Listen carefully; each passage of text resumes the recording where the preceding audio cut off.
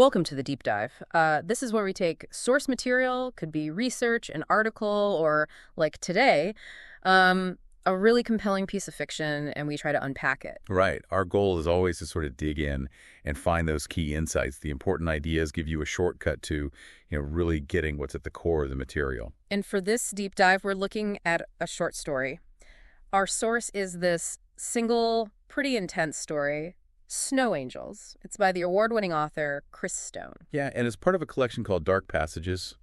You can grab that as an ebook on Amazon right now if you're interested. So our mission today is really to guide you through this story, not just, what happens plot-wise, but exploring the layers, the characters, the psychology the author lays out, everything drawn just straight from the text itself. Mm-hmm. Think of it like getting inside the story, uncovering those deeper, maybe unsettling truths it reveals. It's more than just the plot points. Okay, so let's dive in. The story, it really throws you right into it. No easing in. You're immediately in the setting that feels, well, hostile, like actively hostile to a vacation. Oh, absolutely. That oppressive desert heat. It's there from the very first line. It talks about unbearable heat that glues thighs to car seats. It's so visceral, you feel it. Sets this uncomfortable tone right away. Definitely. It's not some romantic desert view. It's harsh. Yeah, and the landscape itself, it just adds to that feeling of being exposed, isolated. It's a lifeless, barren desert that just rolls on. The sun is like a spotlight of fire. Really stark descriptions. Brown haze kissing the asphalt. You get this real sense of emptiness. And the only life, those hand-painted signs staked along the highway fringe, advertising gas. But you feel like those are miles apart. It really hammers home how alone they are. And this setting, this harshness, is such a deliberate contrast to what Steve, the father, wants this trip to be. He's chasing this idea of a classic American dream family vacation. Right. You picture the whole thing, RVs, national parks, maybe some cheesy roadside attraction like the world's largest prairie dog or that tinfoil ball they mention, that kind of vibe. Exactly, that sort of, idyllic 50s or 60s image. Hmm? But his reality, totally different. He's wrestling with this monstrous rented RV, Merle Haggard crackling on the radio, cutting out. And just this endless, empty brown view. That RV, described as monstrous, it feels like a burden, right? Like this awkward symbol of him forcing this dream. And the text spells out why he's so fixated is his rite of passage. But, and this is key, it's a plagiarized version of his own father's vacation. Ah, okay. So it's not really just about his current family. It's tied up in his past, his dad. Exactly. Which brings us straight to Steve's big internal struggle. He's grappling with fatherhood, constantly comparing himself to his own dad. Who sounds like this almost mythical figure, right? A Right. hero, a veteran of both the Korean and Vietnam Wars, a guy who had all the answers. Yeah, the description is so specific. You get this powerful image. Dad in the Cadillac, V-neck tee, sweaty arms, army tattoos, slick hair, cigarette, pointing their caddy toward the west. He represents this specific kind of mid-century American manliness. A time his dad apparently thought was better before everything went to hell in a handbasket. A time Steve maybe feels he doesn't measure up to. Totally. He sees himself as inadequate, a fraud. Mm. He feels not worthy of wearing the father tag. So this whole trip becomes this, desperate quest. The text says he's searching for that fatherhood spirit that had long eluded him. It's less a vacation, more like he's trying to find himself or a part of himself he thinks is missing. And he feels old, right? Yeah. At 48, he sees his face cracked, his hair graying. He feels too old, too separated from the mainstream. There's that bit where he sees his father's ghost in the mirror. It's haunting. He's got this really bleak outlook, too. If this trip fails, he thinks he'll just be ignored, an ignored bank machine, basically invisible, just gonna rot on a couch, eat, sleep, shit, TV, grim. Yeah, it feels like his last chance. Jake's heading into junior high. Allison's close behind. He sees this window closing for him to, prove himself as a dad. So that's Steve's headspace. Kind of a mess of insecurity and nostalgia. But what about the rest of the family? They're not exactly sharing his dream, are they? Not at all. Karen, his wife, clearly wasn't thrilled. It took much cajoling to even get her on board. Her eyes had rolled big time. And since they left Albuquerque, she's just been bitching, right? The heat, headaches, stomach aches, just sitting in the RV. Pretty much, her way of coping seems to be just checking out. Sleeping mostly, with that largely unread romance novel tented in her lap. Physically there, but mentally gone. It really highlights the disconnect. He thinks this is some crucial mission. She just seems miserable and obligated. And it's mentioned Steve barely complains, just his sinuses fixed with Afrin. which kind of reinforces that this trip is really about his needs, not a shared family thing. Okay, and the kids, Jake and Allison. Well, Jake is pure teenage withdrawal. Glued to his phone, headphones on, blasting tinny video game music, thumbs pistoning. He's got his look, too, the self-shaved head, this skull and bones black T-shirt, face in a scowl. He's walled himself off. And Steve's already written him off, hasn't he? Calls him a lost cause. So all his focus, his hope, shifts to Allison. Right. She's younger, maybe not totally disillusioned yet, but Steve senses her pulling away, too, feeling her dissension. She's popping her gum, twirling her hair. The classic signs. There's also that bit about Steve and Karen's history. Met later, career people, didn't plan on kids. Karen quit her job. And Steve wonders if she resents him for that sacrifice. It adds this whole other layer of potential tension, maybe unspoken resentment bubbling under the surface. So yeah, the setup is tense. A fractured family, unspoken issues, Steve's whole crisis, all trapped in this awful heat in the middle of nowhere. Not exactly the recipe for a happy vacation. Definitely not. It feels like something has to give. It's volatile. Which leads us to this moment where Steve actually tries to connect, maybe the closest he gets to that fatherhood thing he's chasing, before, well, things go sideways. He focuses on Allison. Yeah, thinking Jake's a lost cause, he tries to pull Allison back into the family fold. He calls her name, quietly first, then a bit louder, careful not to wake his dozing wife. He wants this moment just for them. And she responds, comes up front, and we get inside her head, which is fascinating. She immediately turns it into a game. Right. The RV becomes the captain's deck at the Starship Enterprise, and Steve is Captain Kirk. It's her coping mechanism, right? Imagination making things less awful, maybe even fun. That detail about her trying to remember Uhua's name, but smiling anyway, it shows how she uses these little fantasy anchors. And Steve plays along. He offers her the wheel, pats his lap, she climbs up, tiny hands stretching. Small gesture, but huge for him. The text says, for the first time in his memory, Steve felt like the girl's father. He's giving her this illusion of control, and she's loving it. It's fake, but it gives him that feeling he craves. That validation. He even tells her quietly not to tell Jake, or he'll get jealous. Which kind of hints at the family dynamics, maybe how Jake feels excluded. And Allison's reaction, she's totally into it. Gripping the wheel, white-knuckled ferocity, eyes sternly focused. Taking it very seriously. It's this brief moment of connection, even if it's built on fantasy. But then something real intrudes. Allison spots something outside. Yeah, she rips her hand away, points. Something glimmering in the early morning sun. Steve sees it too. Hard to judge distance. He thinks maybe 15 minutes away. It's something shiny, an anomaly in the monotonous landscape. And Allison's imagination kicks right in. A meteorite, she says, linking it to a book Steve showed her. A little connection there. Steve gently corrects her, saying meteorites are usually rocky, not shiny, trying to guide her towards, well, something more plausible, but still keeping it open. She struggles for words, something shinny. Steve jokes, a giant mirror! And she shoots that down with perfect kid logic, no place for a mirror out here. It's a sweet little exchange. Then she whispers her final guess. It's a spaceship, like the ones in the movies with the mean old aliens. Steve tries to relate, mentioning the day the Earth stood still. But her blank look just reminds him how helplessly out of touch he was. That generational gap hits him again. He ends the moment, tells her to buckle up, worrying about her mom. Allison worries about him getting in trouble.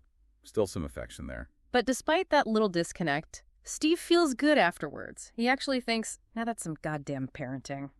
He's smiling, feeling like he achieved something, heading towards this desert diamond. It's like a peak moment, right? Fueled by Allison's imagination and Steve's need for validation.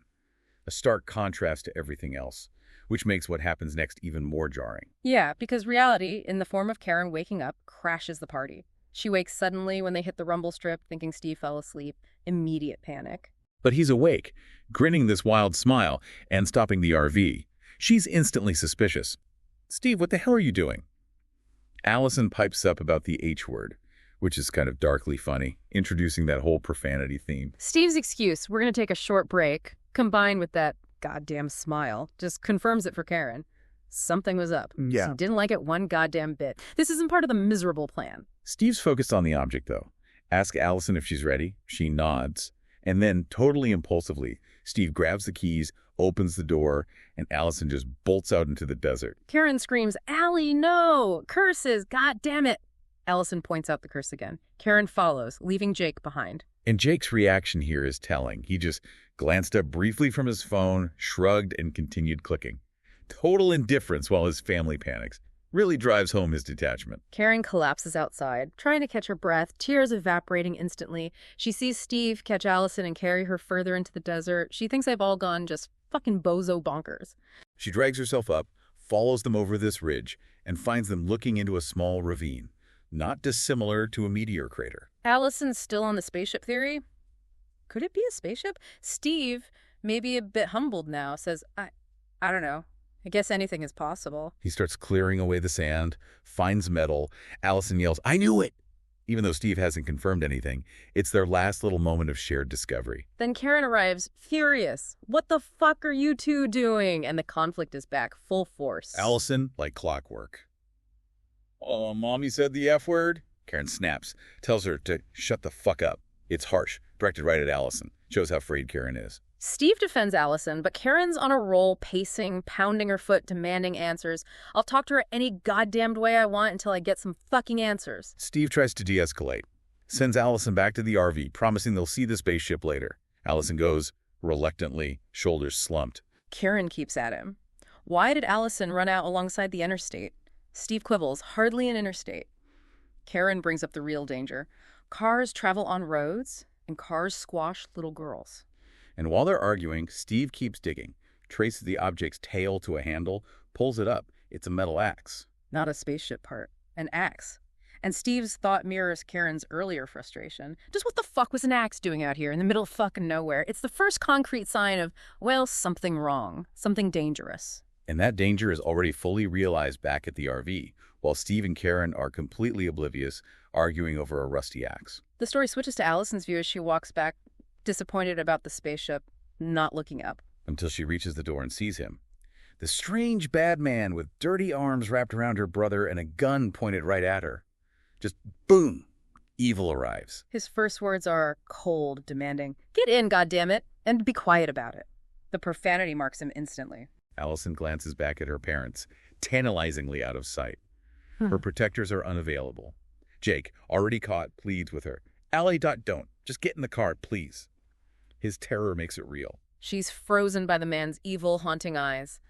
He repeats the command, mentioning his tattooed arm, using that detail to intimidate. She gets in, terrified. He yells, "And close that goddamn door behind you, bitch." The language is just brutal, misogynistic. She sits down, he's looming over them, tears start. Her first thought, praying for her dad to save them. The spaceship fantasy, gone, replaced by sheer terror. The killer takes control. "Where are you goddamn parents?" Allison just points, too scared to speak. This shows he was targeting them, needed them. Then Karen comes back, slamming the door, muttering, totally unaware. The killer attacks her from behind, a quick fist that snatched her breath away. Allison cries out, "No, Mommy!" He demands the keys. "Where are the fucking keys to this rig, you goddamn bitch?" His tension is rising. Allison sees Karen in the mirror, gasping, face red. He hits her again, in the jaw. She reels. Allison screams again, watching this happen to her mother. He pulls Karen back, shows her his fist. A threat. Karen closes her eyes. Allison just sobs, helpless. Seeing it all through her eyes makes it so much worse. The shock, the violence, her world just shattering. And the contrast when Steve returns. It's brutal. He's dragging the axe, maybe feeling a bit triumphant about that moment with Allison, completely unaware. He sees Karen in the passenger seat, looking away, refusing to meet his eyes. And his first thought, well, fuck her then, if she can't take a joke. Yeah. He totally misreads her terror as anger about their argument, shows how disconnected they are, even before this horror. He opens the driver's door, axe still in hand, and then he sees it. That first horrifying glimpse of his son's frightened face, eyes full of tears. Jake, the withdrawn teen, is just a scared kid now. Then Allison, his little girl, sat in her seat silently, a husky tattooed arm wrapped around her neck, her eyes terrified and dribbling tears. That physical violation, the arm around her neck. And finally, the man. Dirty, sunbeaten, one arm on Allison, the other jamming a shotgun into the back of Jake's bald head. No ambiguity there. Steve's reaction is just pure shock. What the fuck? His whole vacation dream, his fatherhood quest, evaporates instantly. The killer immediately asserts control. Growling, profane, with that horrific threat. "Get in the fucking car and shut the goddamn door before I make your son a fucking Pez dispenser." The image is just gratuitously violent, establishes his depravity, plus the description, Greasy black hair, rabid grin and lunatic eyes. Pure menace. Karen's just sobbing uncontrollably, face buried in her hands. The killer's impatient. I don't think you want me to have to repeat myself, pushing Steve to obey. But Steve does something crucial here. As he gets in, he pulls the axe in with him, wedges it between the seat and the door. A small act of defiance. A hidden weapon. Killer tells him to start the RV, drive. Good. That's a good fucking start. Now crank this fucking rig and let's get on down the road. Control shifts completely. Driving down the highway, the tension is unbearable. Steve watches the killer in the rear view, sees that greasy goddamned arm around his daughter, notes the killer's appearance looks like he's been in the desert longer, face blistered, chapped, dusty beard. He fixates on the black teardrop tattoo, unsure what it means, killed someone, knows someone killed. It just adds to the menace, this symbol of a dark world Steve doesn't understand. And those tattoos, the blue-green ink, they trigger that connection again. They reminded Steve of his father, the war hero. Dark irony, right? Killer's violent symbols linked to his father's heroic ones. Throws Steve right back into that conflict. What would his father do? The answer is clear in his head. Dad would pull over this rig and give that lunatic a good once-for, that's for fucking sure.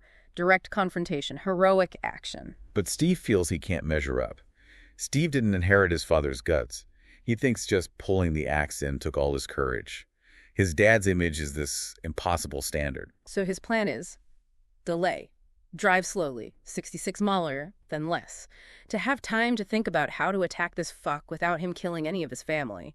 It's rationalizing an action, really, buying time out of fear. He looks at the shotgun, sawed off, duct taped, wonders if it works, but has to assume it does. The devil's greatest con. That doubt paralyzes him.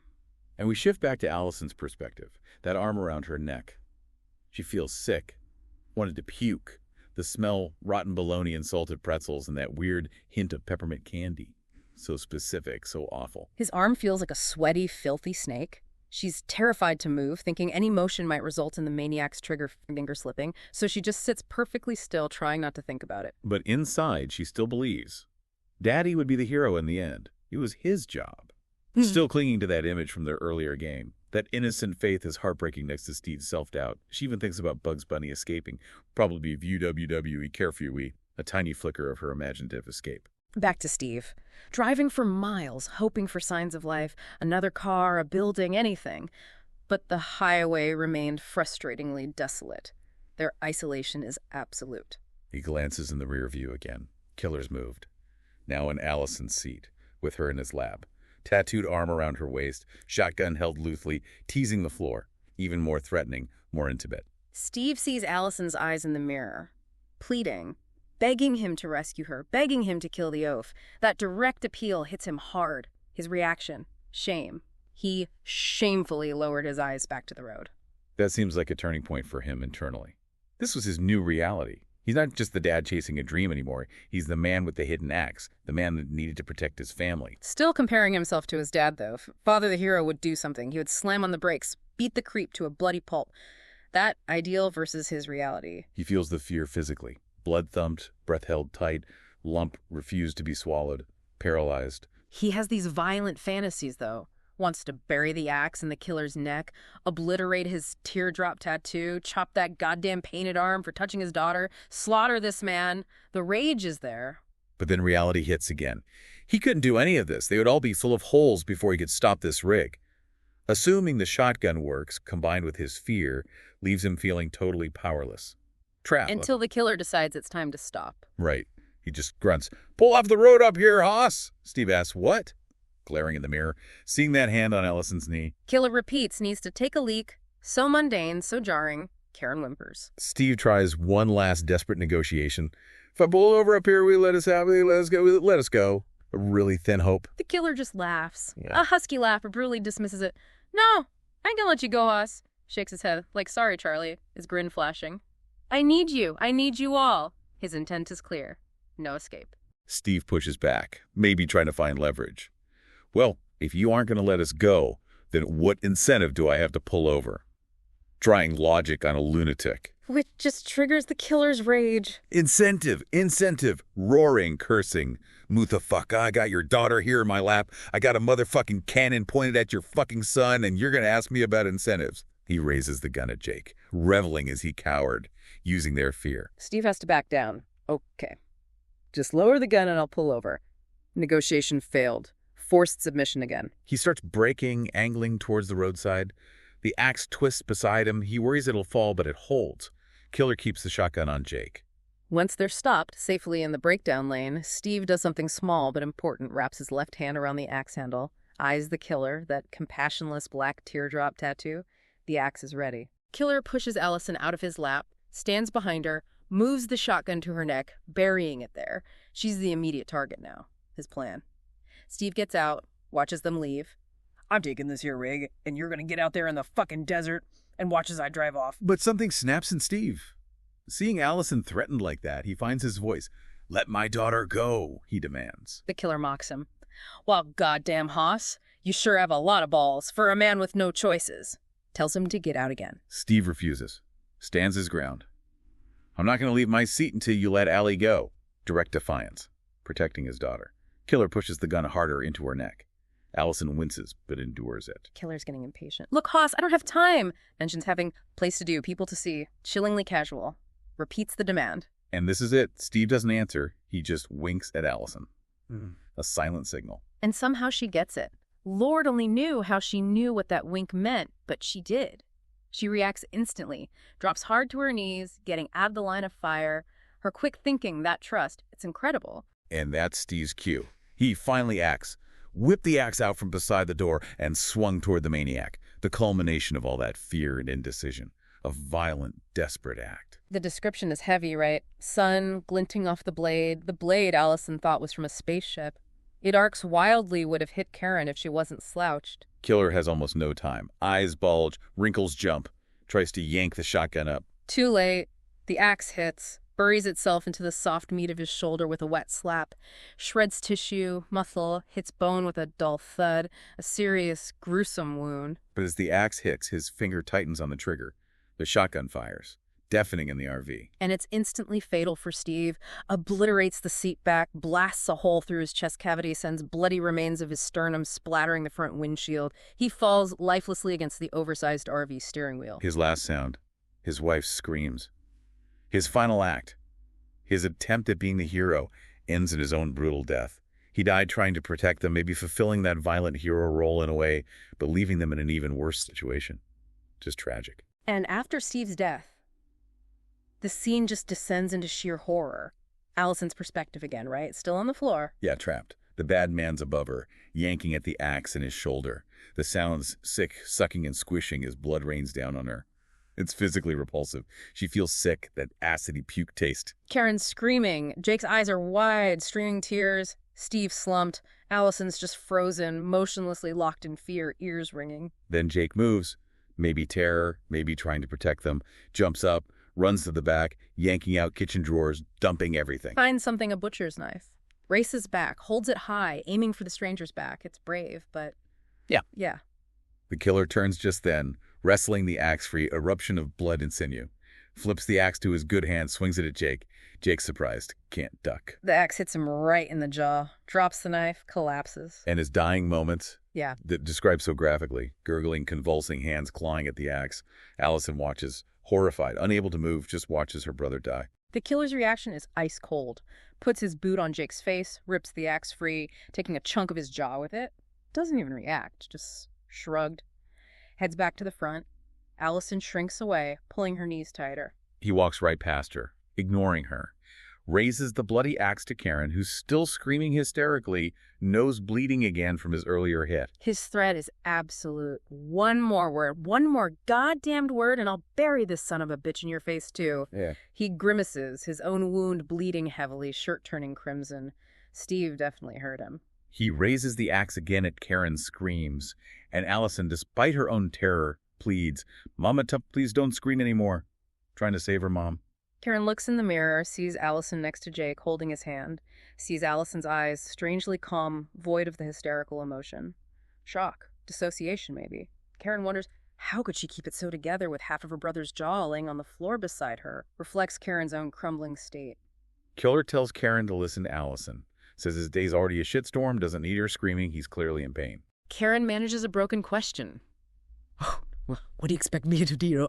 Tears like lone ice chips, hardened by the horror. What he expects next is just beyond horrific. Pushes Steve's body out the door. Horrendous thump and crunching sound. Then demands Karen help drag him into the desert. Calls Steve fat lardy ass, needs to hide the body from the law. Karen pleads, oh God, no, I can't. But he insists, not wanting to have to lug any more bodies. Yanks her door open, shoves her out. She lands in the dust, gasping. Wants to run, but where? The desert was everywhere. Endless death. No escape. Killer comes out with a shotgun, left the axe inside somewhere, forces her up. She sees Steve's body.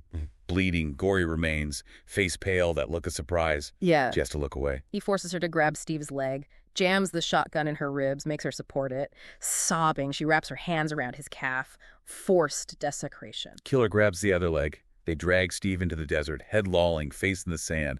The desert Steve wanted for his vision is now his unmarked grave. They hide him behind an old tire and weeds. Killer drops the leg, bones rattling. So casual, so grim. And his command laced with that awful humor. Go on now.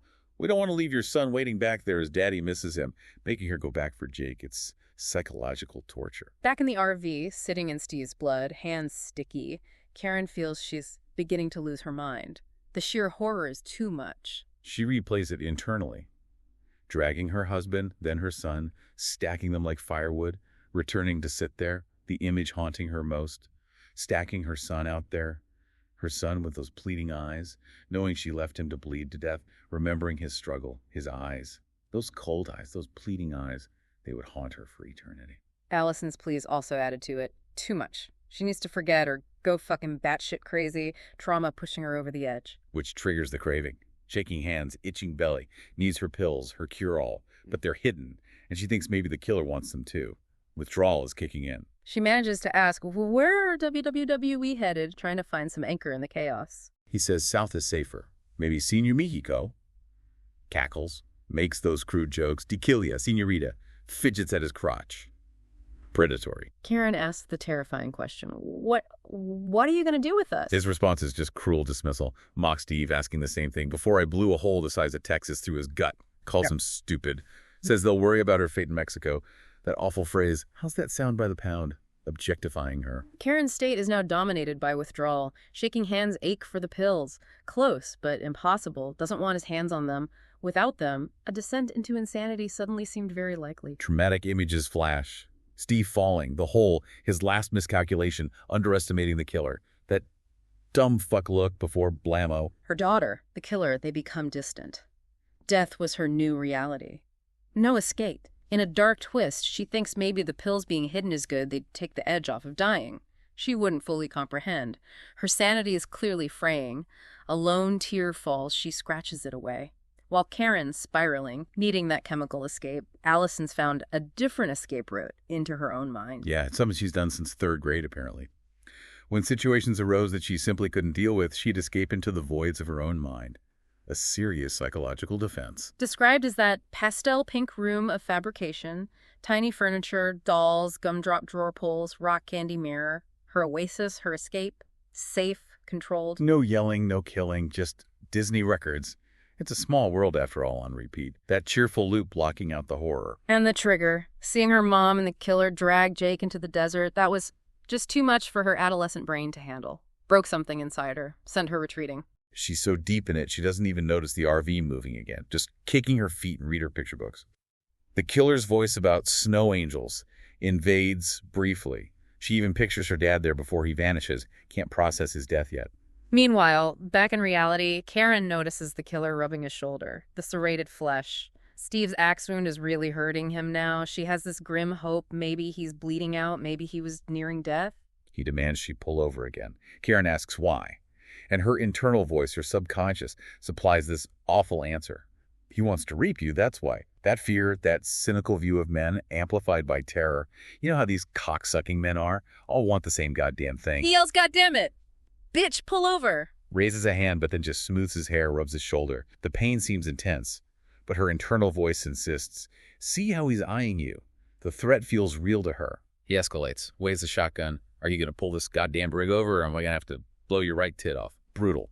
Forces immediate compliance. She yields instantly. No, Please, I'm pulling over now. Stops the RV. He demands she get out. She pleads for him not to hurt Allison. He ignores her. Bitch. What did I say? Get the fuck out now. Grimacing in pain and anger. She gets out, looks at the empty highway, cursing the course her late husband had laid out. Trapped. He grabs her hair, jams the shotgun in her neck, leads her into the desert, stumbles over cacti, doesn't feel it. Forces her to her knees. Okay, that's far enough. Now on your knees, bitch. That internal voice again. See, he's only after one thing. Now he's going to make you a little cocksucker. He pushes her down. Knees hit dirt. Wants to cry, but can't. Closes her eyes, bracing for whatever's coming. Assumes the worst. But in that quiet moment, she hears his labored breathing. Realizes the axe wound is serious. Notices his vulnerability. And then his demand completely changes things. Not violence, but, oh, sweetheart, I need you to tell me where you keep the meds. Total shock for Karen. How the hell could he know? Mumbles, what meds? It breaks through her terror because it's so unexpected. He screams, hits her with the shotgun barrel. She falls. He yanks her up by her hair. She denies it again. Then he explains. Connects Steve's axe attack to his need for painkillers. Claims he saw her back in Amarillo. Knew you were a junkie. Reveals he knew about her vulnerability, maybe watched them longer than they thought. That rocks her. Amarillo? How long? How? And why? Adds another layer of mystery. Menace. His answer is just pure insult. Calls her a no-good junkie housewife, says it's all over your face, guesses painkillers because all you uppity rich white bitches have the taste for, reduces her to stereotypes. She has this internal battle. Why tell him? Why not just die? Does she deserve to live after leaving Jake? But the mention of pills sends her hands shaking, addiction overriding everything, shotgun jamming into her head again, immediate threat. Addiction and fear win. She gives in. Okay, I'll show you. Take me back to the goddamned RV and I'll show you. Survival instinct, fueled by addiction. His reply is cold. Good girl, to your feet then. The immediate threat shifts, but now her addiction is exposed, a tool for him to exploit. Horrifying complicity. Back in the RV, he finds the pills easily, laughs. No goddamned way your hubby knew about these. Pulling the baggie from the toilet tank. Her secret stash revealed. He's amazed at the amount. Jesus jumping Christ, sweetheart. A whole goddamned pharmacy. Spills them out, reads labels. Spots the antipsychotics, pockets them with a grin. Might need these later. A chilling hint about his own state. Finds the Oxycontin. That's what I pegged you for.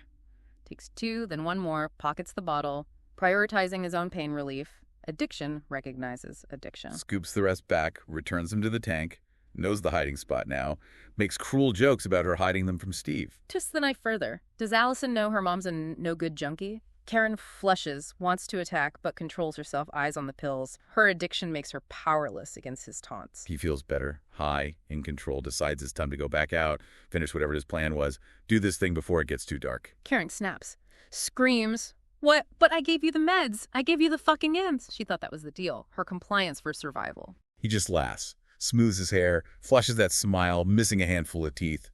Pockets 2 more bottles, calls them a mighty fine concoction. Karen breaks completely, collapses, grabs his jeans, pleads, fumbles at his zipper. Final humiliating submission.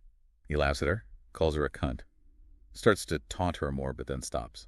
Listens. Looks out the back window. Goddamn. We got a problem, sees the police approaching. Goddamn hypo. His reaction is instant, violent. Grabs Allison by the arm, drags her towards the back. Plan B hostage. Karen screams, "What are you doing with my daughter?" Maternal instinct finally cuts through her own state. His plan is brutal. Hide with Allison in the bathroom. Karen has to talk nice and make that goddamn cop skedaddle. Or Allison is going to get one in the chest, just like her daddy, using Steve's death as a direct threat against Allison. Allison's eyes are still closed. Dissociation, terror. Killer's arm around her neck, shotgun at her ear. He shuts the bathroom door, leaving Karen to face the cop, her daughter's life on the line. So Karen's left alone, has to face the cop, tries to pull herself together, splashes water on her face, runs it through her hair, throws on Steve's sweatshirt to hide the blood, leans at the door. Her voice is weak, shaky. "Can I help you, officer?" She knows she must look awful, red eyes, shaking, withdrawal signs, pure exhaustion. The officer, Johnson, is described like a movie cop, right? Tan uniform, pressed creases, big hat, mirrored sunglasses giving him giant alien eyes, thin mustache, licking his teeth, hand on his gun. The alien eyes is an interesting echo of Allison's spaceship ideas earlier. He's polite but watchful. "Ma'am, out here on vacation? Such a normal question in an insane situation." Karen lies nervously, Yeah. says she's heading to California. He immediately corrects her she's going south on 191 towards Mexico. Wrong way. She scrambles for another lie, stops to check the map, blames her husband's bad directions, shifts nervously, trying to block his view inside. He asks about her husband.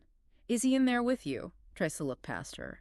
And that's when he sees something. Steps back, swallows, eyes wide, mouth nervous. He spotted blood or something. He keeps his cool, though. Gives her directions for a turnaround to get back towards California. But then he winks. The text says it's more acknowledgement than he needed, like he's signaling he knows something's wrong. He eyes the door, flips the clasp on his gun, getting ready. Karen gets the signal, shakes her head frantically, silently begging him to stay back. Thanks him, says she'll turn around. Then she sees that the bloody smear on the doorframe, realizes that's what he saw. The evidence is right there. He backs away slowly, offers an escort, hand low, calming. Karen watches him, thinking he looks like a younger version of Wyatt Earp. He gets to his cruiser, grabs the CB mic, calling for backup. He knows. And Karen knows this cop is in terrible danger. The killer murdered her husband and son without a thought. He'll kill this cop too. Plus, the killer's threat about Allison hangs heavy. While this tense standoff happens outside, Allison's trapped in the bathroom. Yeah, she endured being alone with him in there, the smell, the feel of him. He left, tiptoeing like Elmer Fudd, leaving her alone. She's sitting on the toilet, legs crossed, kicking her feet like a little kid. But she knows. Daddy died, brother murdered, mommy beaten, knows the killer has more in store for her. Wants to escape to her pink room, but remembers her dad forbade it, told her to help mommy. Even now, she holds on to that instruction, won't let him down, won't abandon her mom. Then the loud firecracker outside the shot. Her reaction is instant, physical. She pissed herself. Yeah. Embarrassed, even in her terror. RV starts, mommy screaming. She guesses what happened, tries the doorknob unlocked, but it won't open, pushes harder. Stuck. Stubborn door. RV stops again, mommy screaming. She's trapped. Compares it to kids suffocating in broken freezers and junkyards, a weirdly specific, dark, childish thought. Trapped, alone, and surrounded by the thick, suffocating smell of their own urine. Just awful. So while the killer's outside dealing with the cop, Karen sees her chance, a desperate last-ditch escape attempt. Right. She screams when the cop reaches for the CB mic, seeing the killer creeping up, limping from the axe wound, shotgun ready. Watches the cop fumble with his holster, the clasp stuck, her last best hope struggling, tears streaming, heart pounding. Watches horrified. As the killer gets closer, the cop's eyes go white as dinner plates as the killer jams the shotgun barrels into his ear. Stop screaming when the firecracker exploded, a cop's hat blows off, echoes, coyote runs, watches the cop's head explode, painting the windshield with strawberry jam. That jarringly dissociative description again.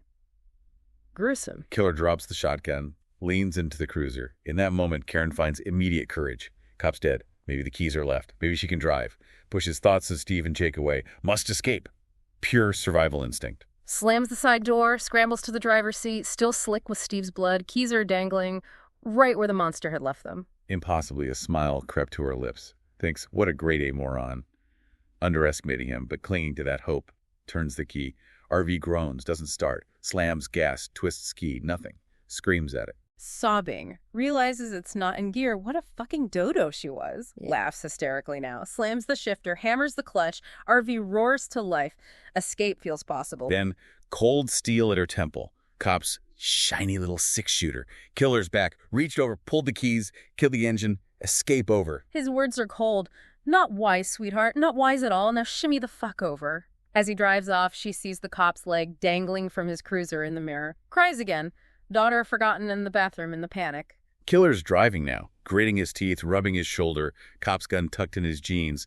Karen's silent, defeated. He pulls out her pills again, takes 2 dry swallows, smiles. God damn, am I glad you had these back there. This thing is turning into a whiny little ditch. Rubs his shoulder. Pills are working. Then he gets his great a doozy of an idea. Needs help with the shoulder. Sees how to use Karen's addiction. Proposes a deal.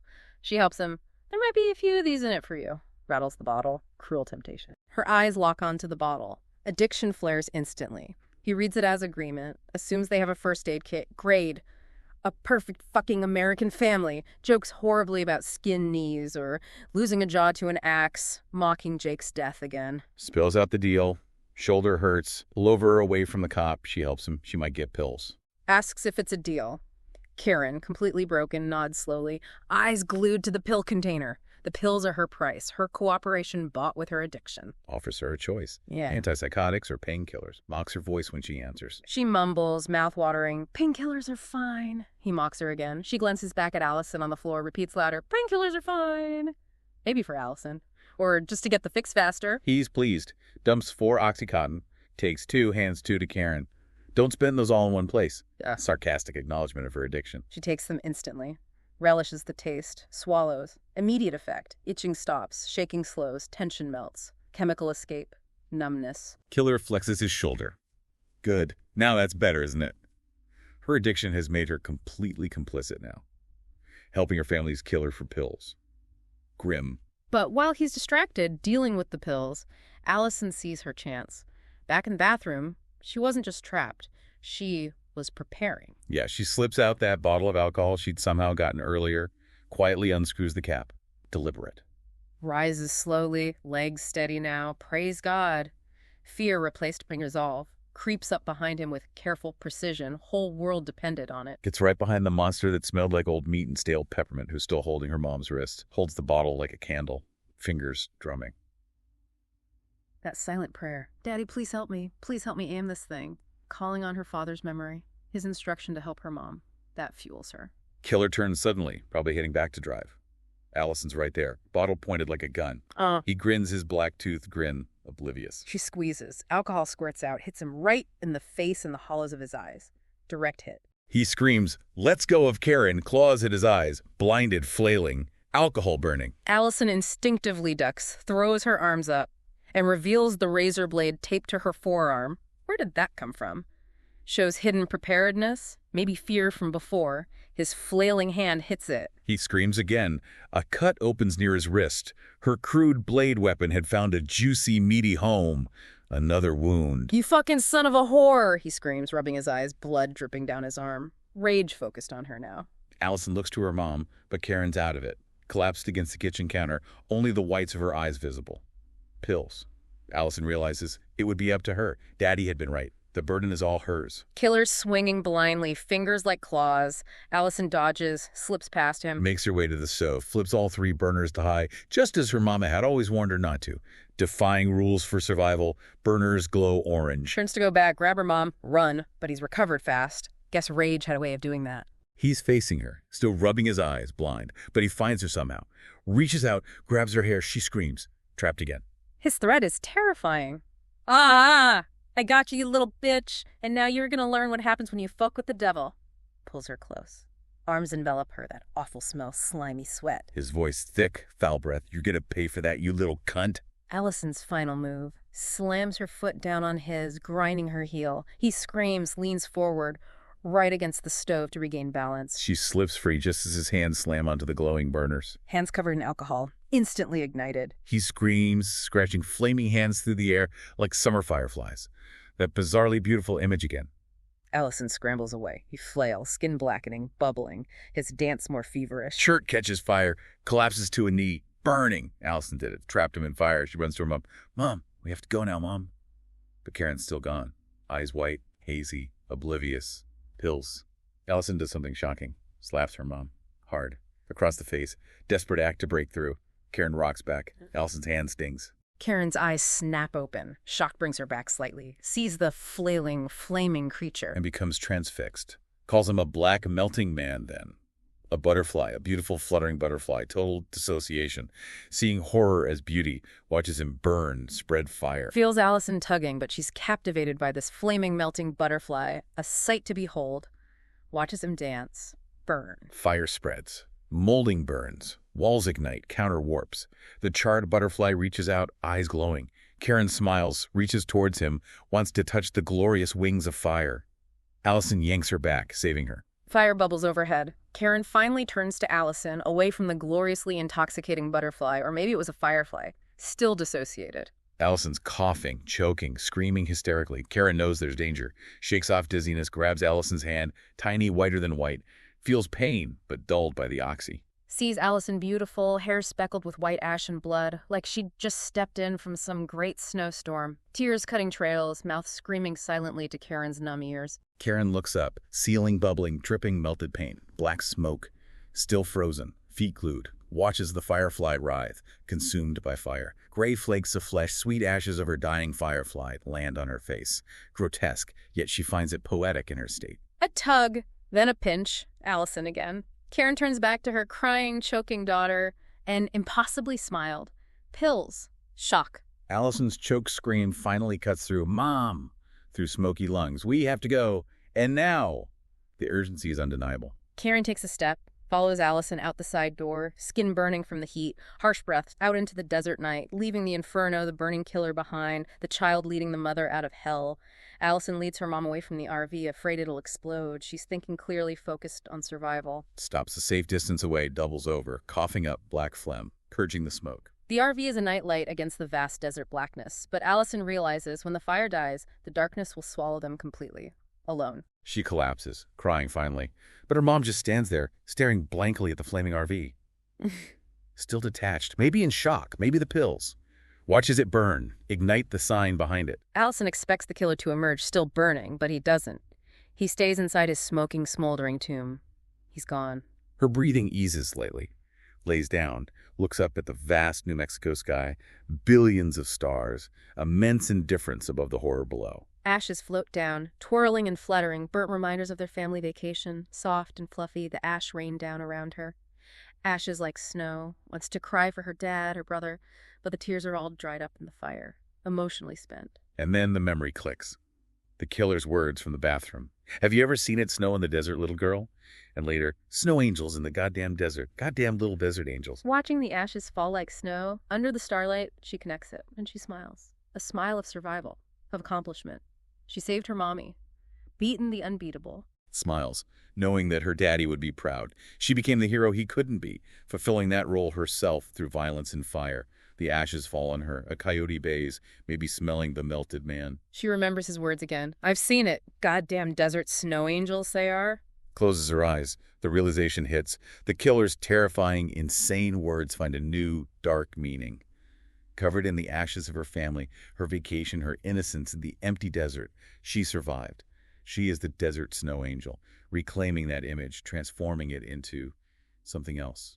Resilience, trauma, a profoundly unsettling end. And the final image, just the number 2, Stark, the 2 survivors, Allison and Karen, alone in the desert night, highlighting the immense loss who's missing. Wow, what a harrowing journey, especially for Allison and Karen. It really forces you to think about how people cope, how they create realities, or just survive in these extreme, chaotic situations. Absolutely. Allison's transformation is incredible, isn't it? From imaginative escape in her pink room to weaponizing that imagination, that ability to reframe things, the axe, the bottle, into a plan for violent survival. And that final snow angel realization, connecting the killer's words to the ashes. What does that say about how trauma reshapes you? Finding identity in the destruction. It's deeply disturbing but powerful. And Karen, from complaining to dissociating, forced into those horrific acts, her survival tied to her addiction. That flaming butterfly vision is just chilling the depth of her dissociation. What does her survival even mean after losing so much, after her complicity, her mental state? Yeah, the story is raw. It doesn't flinch from the trauma, the coping mechanisms, the brutal cost of just making it through.